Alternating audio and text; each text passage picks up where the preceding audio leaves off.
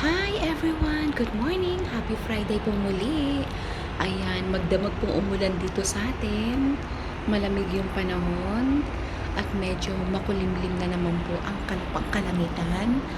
Ayan. See? Napakaganda pong gumising pagka ganito yung makikita mo at mapapagmasdan mo.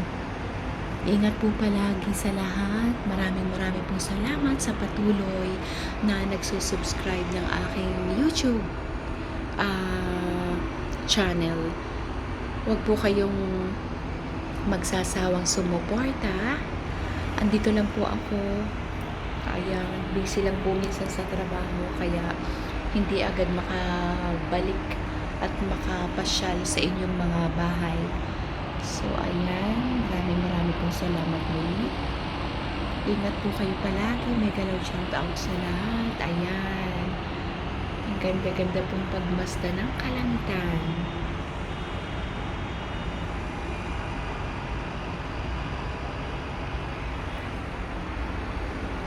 Busy Friday. Ayan. Weekends na naman.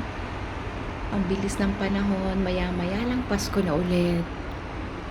So, thanking God for everything and sa umagang ito, napakaganda pong pagmasdan. Oh. Ito po yung weakness ko, yung makita yung ganyang magagandang ulap. Nung nasa Sharjah po ako, grabe iba po klase yung ulap doon, nag-orange siya. Parang aurora ng Canada. Sa ngayon dito, hindi ko pa siya na-experience sa Dubai kasi 6 years po ako sa Sharjah. Malapit din po kami sa IMG. Ito pong, alam ko, etong building na to. Yan po yung IMG eh.